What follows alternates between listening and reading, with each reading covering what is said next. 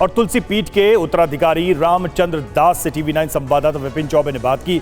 आइए आपको दिखाते हैं टीवी9 से बातचीत में उन्होंने क्या कहा। कितना बड़ा संयोग है, एक तरफ भगवान राम और एक तरफ तुलसी पीठ के पीठाधीश्वर का जन्मदिन और राम कथा, वो भी अयोध्या में। गोस्वामी तुलसीदास जी महाराज ने जब राम जी के जन्म का प्रकरण लिखा तो वहाँ पर लिखा है कि जोग लगन ग्रहबार तिथि सकल भय अनुकूल चर अरु अचर हरसजुत राम जन्म सुखमूल।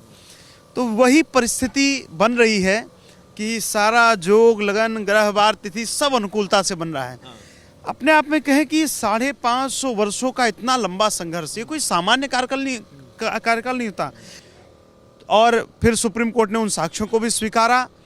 ये राम भक्तों का बलिदान, उनका संघर्ष, उनकी तपस्या और गुरुदेव ने जो साक्ष्य दिए, मुझे लगता है कि रामलला को कहीं न कहीं, राम जी हैं कौन? राम सदा सेवक रुचि राखी। राम जी अपने भक्तों की रुचि की रक्षा करते हैं।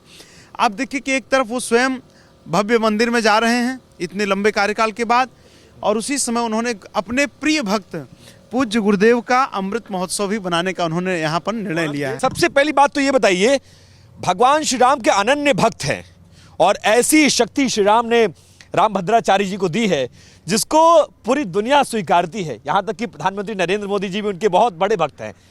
ऐसे में क्या ये महज एक संयोग है कि जब भगवान राम अपने घर में प्रवेश कर रहे हैं तो उनका 75, उनके सबसे बड़े शिष्य, सबसे बड़े साधक का जन्मदिन हो रहा है और उसको लेकर ये तैयारियां, जरा तैयारियों के विषय में बताइए और ये कितना बड़ा संयोग है?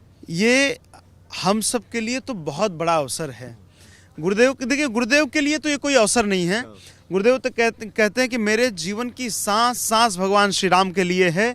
मैं उनकी प्रत्यक्ष अनुभूति करता हूँ, प्रत्यक्ष देखता हूँ, और जब भी मुझे ऐसा लगता है कि मुझे किसी की आवश्यकता है किसी बात की, तो मुझे ऐसी अनुभूति होती है कि भगवान स्वयं मेरे हाथ पकड़कर रामलला लेकर मुझे चल रहे हैं। ये बताइए कि तैयारी क्या है? ये तो गेट की भव्यता तो हमको नजर आ रही है, लेकिन क्या क्या है यहाँ पर, ये बताइए क्या क्या इंतजाम है? यहाँ पर श्री हनुमान जी महाराज की कृपा से उन्होंने बहुत बड़ी व्यवस्थाएं की हैं। आप देख रहे होंगे कि भव्य द्वार राम भक्तों के स्वागत के लिए एकदम उत्सुक है। पूज्य गुरुदेव के जीवन का एक एक कार्य समाज के लिए होता है। तो यह यज्ञ किसी स्वार्थ के लिए नहीं हो रहा है, किसी स्वयं की संकल्प पूर्ति के लिए नहीं हो रहा है। ये यज्ञ हो रहा है राष्ट्र के लिए। और आपको संकल्प जानकर बहुत आनंद आएगा, या देशवासियों को बहुत अच्छा लगेगा कि ये यज्ञ जो हो रहा है उसमें पूज्य गुरुदेव ने संकल्प रखा है पाक अधिकृत कश्मीर की पुनः प्राप्ति इस यज्ञ से हो। अच्छा, मतलब पीओके को लेना है? लेना है, बिल्कुल लेना है। तो मोदी जी से इस बार मुलाकात तो होगी ना? बिल्कुल होगी। बात रखा जाएगा उनके सामने? गुरु जी ने कितनी बार रखी है। मोदी जी, गुरु जी तो देश के हर मंचों पर इस बात को कहते हैं।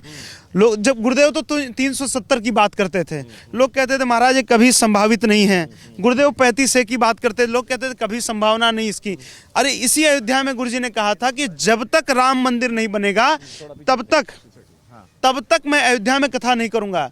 लोगों ने कहा महाराज फिर तो लगता है इस जीवन में आप, मतलब पहली बार कथा हो रही है अयोध्या में? मुझे लगता है 20 साल बाद ये कथा हो रही है। 20 साल बाद राम के सबसे बड़े भक्त, राम के सबसे बड़े कथावाचक जी, वो अयोध्या में कथा करने जा रहे हैं, और वो तब जब भगवान राम अपने घर में विराजमान होने, उनका प्रण यही था। गुरुदेव ने इसी अयोध्या में कहा था। उस समय लोगों को लगा कि बाबा जी क्या कह रहे हैं, गुरु जी क्या कह रहे हैं। गुरुदेव ने कहा था 6 दिसंबर 2019 के पहले रामलला के पक्ष में फैसला होगा, और चमत्कार हुआ। उसके पूर्व एक फैसला आया, रामलला के पक्ष में आया। और जिस प्रकार चाह रहे थे कि सरयू जी के इस पार